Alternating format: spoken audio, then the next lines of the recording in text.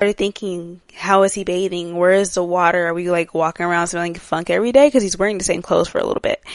There were so many questions until you see like the bird bath scene. If you don't know what a bird bath is, go ahead and Google it. But just if you know, you know.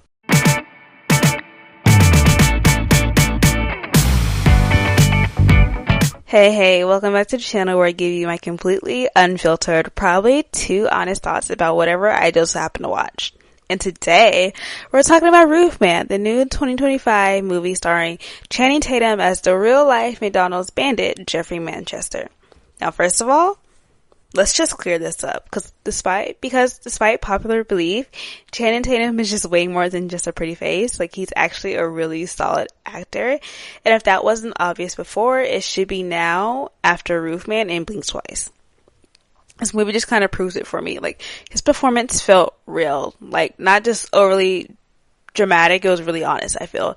The film kicks off with, like, a self-narrating style that I liked a lot. Like, he's literally telling his own story, but it's not overdone. He narrates just enough to, like, guide the tone, and it really, really works for this. The opening shot is strong, the hook lands, and the humor is already, like, clicking before we even hit the 10-minute mark of the movie. I like the vibe immediately. And then you find out that Jeff robbed over 40 McDonald's, and I'm just sitting here thinking, like, how?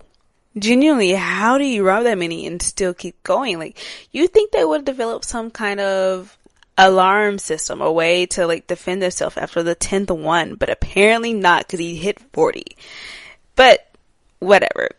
So, Jeff was always winning at these McDonald's until he didn't. That scene where he gets arrested at his kid's birthday party is, like, so messed up and foul that little girl is going to think about that every time she has, like, a big birthday party. It's really wild.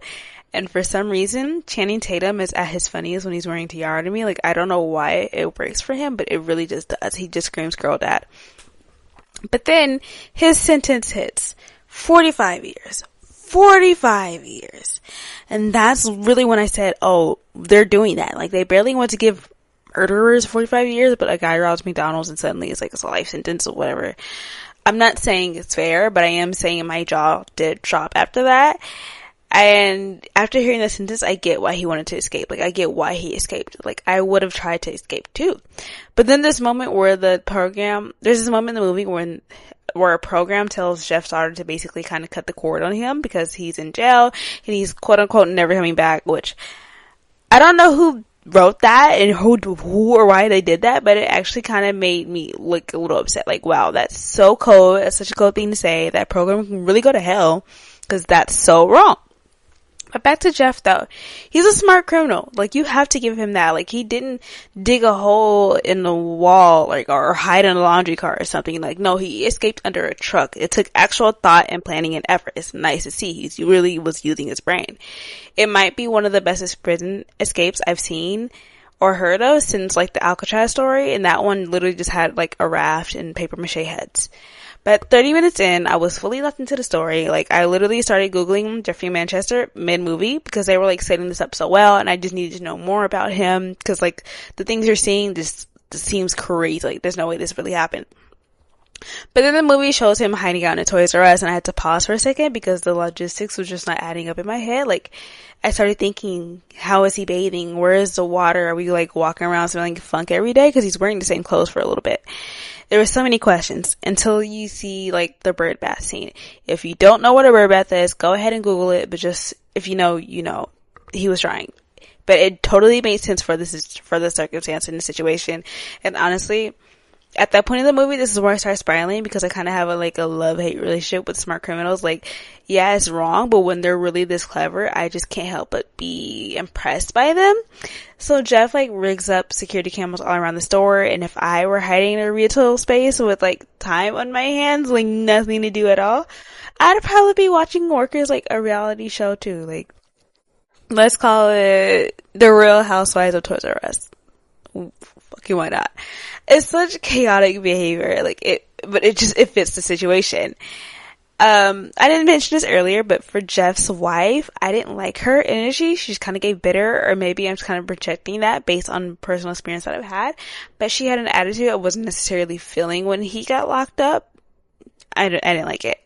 Meanwhile, Lay's character, loved her. She's southern, she's sharp, and she's not taking crap from anyone. Like, the way she talks to her manager is exactly the kind of satisfaction I needed in this movie. I wish I could talk to my managers like that. But there's a scene where Jeff is like wearing a Naruto hoodie, and it made me wonder, like, how long has Naruto even been around? Like, I don't watch it, so I don't know anything or the lore about it, but apparently it's been around for a long time, I'm guessing. It was a cool hoodie though. I would like that hoodie. But past that, at this point, it's not even a full hour in, and I'm already like feeling sympathy for Jeff. Like, he's a criminal, sure, but he's not exactly soulless. Like, you can tell he's trying to build something real out of the fake life that he's creating here. It's kind of like that thing where religion creeps in, not in like a preachy way, but just in a, he's like looking for something or guidance type of way. Then, Kristen Dunst. She's amazing. Her southern accent as Lay is so good. Like, I was genuinely hypnotized while watching her in the movie theater. She captured my attention. She didn't steal the movie, but she stole my attention. And what I liked, going back to the narration, what I like most about the narration is that it doesn't happen constantly. He doesn't explain everything he's doing, which is great because it really keeps you in the experience of the movie instead of pulling you out of it. And honestly, there are so many funny and like weirdly sweet moments in this movie that it's easy to kind of forget that it's based on like a true story about a fast food bandit. But then the anxiety at some point starts to kick in. Like, it's horror movie level anxiety. Not because there's a jump scare coming up, but because you know he's going to get caught soon, and you're not exactly ready for that because you got attached to him.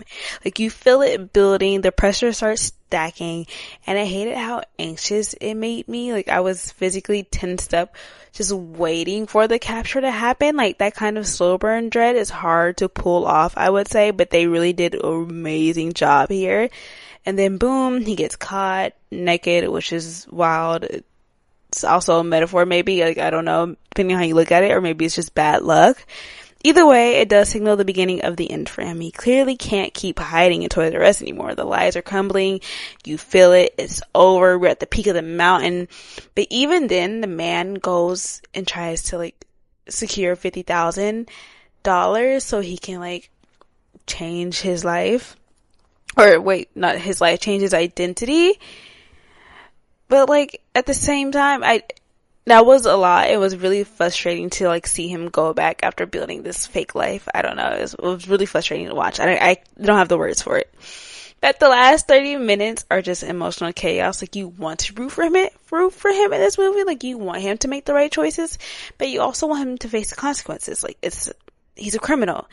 It's a mess in a good way. And I read somewhere that the director wanted to bring some humility to Jeff's story, and they did that really, really well. Like, you really do feel bad for the guy, even though at the end of the day, and I keep saying this, he's still a criminal. Like, a nice criminal. Maybe, but he's still a criminal at the end of the day. And the movie doesn't try to excuse that. It just kind of shows and reminds you that he's human. He made bad decisions, some really terrible bad decisions, but you can still feel something for him.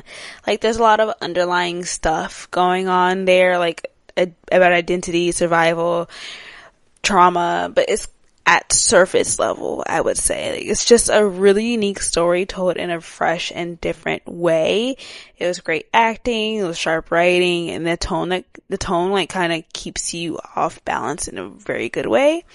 But honestly, it's worth seeing at least once just to watch something new and walk out feeling conflicted, which is probably maybe the point of this movie. But yeah. This has been Movie Ivy, where I root for criminals, apparently, critique fast food security, and get anxiety in places I didn't really want to get anxiety at. So like, comment, subscribe if you ever wonder what living in a Toys R Us might actually look like when they existed. And I'll see you next time.